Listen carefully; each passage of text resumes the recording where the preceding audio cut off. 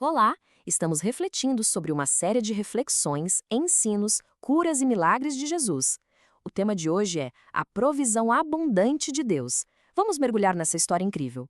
Imagina só a cena que está lá em João capítulo 6. Jesus vai para o outro lado do Mar da Galileia e uma multidão, mas uma multidão gigantesca mesmo, segue ele. Eles acabam num lugar bem afastado, longe de qualquer cidade. E conforme o dia vai passando, surge um problema. Um problemão logístico. Como é que se alimenta toda essa gente?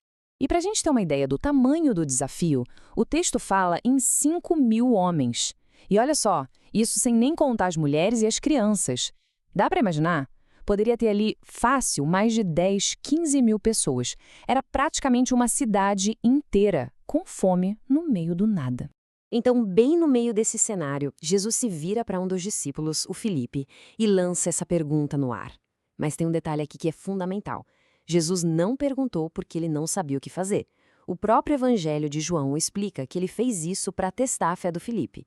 Ele estava, na verdade, criando um palco, sabe? Um cenário impossível para mostrar o que para Deus é totalmente possível. E agora, vamos dar uma olhada em como os discípulos reagem a esse teste. A resposta deles bem, é a nossa resposta, né? Totalmente baseada na lógica, no que falta, naquilo que os nossos olhos conseguem ver. Eles olham para o problema e só enxergam as limitações. A resposta do Filipe é na ponta do lápis, imediata. 200 denários era tipo o salário de 8 meses de um trabalhador daquela época. Ele faz a conta e já vem com o veredito. Impossível. A gente não tem dinheiro para isso. O foco dele estava tão preso nos recursos humanos que a ideia de um milagre nem passou pela cabeça dele. Aí, um outro discípulo, o André, até encontra uma faísca de esperança. Ele acha um menino com um lanchinho, 5 pães e 2 peixinhos. Mas na hora de apresentar essa solução, ele mesmo já joga um balde de água fria. Ele fala, mas o que é isso para tanta gente? Quer dizer, ele vê o recurso, mas a lógica humana dele já diz que é insignificante, não vai dar. E esse slide aqui, nossa, ele resume tudo de um jeito perfeito. Onde os discípulos viam escassez, Jesus via uma oportunidade. Onde eles viam dúvida, impossibilidade, Jesus via um teste de fé e uma chance de mostrar o seu poder. A lição é muito clara. Aquilo que pra gente parece um beco sem saída, muitas vezes é o palco perfeito para Deus entrar em cena. Bom, diante dessa limitação toda, Jesus não entra em pânico. Muito pelo contrário. Ele começa um processo bem metódico, ensinando pra gente um princípio divino sobre como os milagres acontecem. Ele mostra como a ordem e principalmente a gratidão vem antes da bênção. Olha só a metodologia de Jesus. Primeiro, organização. Ele manda todo mundo se sentar em grupos, trazendo ordem para aquele caos. Segundo, e essa parte é o coração da história, agradecer. Ele pega aquele pouquinho que eles tinham e dá graças a Deus. Só depois, em terceiro lugar, é que vem a distribuição, que é quando o milagre da multiplicação de fato acontece. O mais fascinante aqui é esse conceito, né? A gratidão como a chave que destrava o milagre. Jesus agradece antes de ver o pão multiplicado. Ele não espera ter muito para agradecer, ele agradece pelo pouco que tem na mão, e essa atitude de fé libera o poder abundante de Deus. E qual foi o resultado dessa fé, dessa organização e dessa gratidão toda? A resposta não foi apenas deu para todo mundo. Foi muito, mas muito maior do que isso. Vamos ver como a provisão de Deus se manifestou de um jeito espetacular. O primeiro ponto é que a necessidade de todo mundo foi completamente suprida. Ninguém comeu só uma migalha.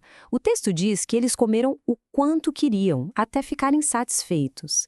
A provisão de Deus não é o mínimo necessário, sabe? Ela é plena, ela satisfaz. E a história não acaba quando todo mundo enche a barriga. Depois disso, Jesus fala para os discípulos juntarem o que sobrou, para nada se perder. E o que eles encontram uau, é muito simbólico.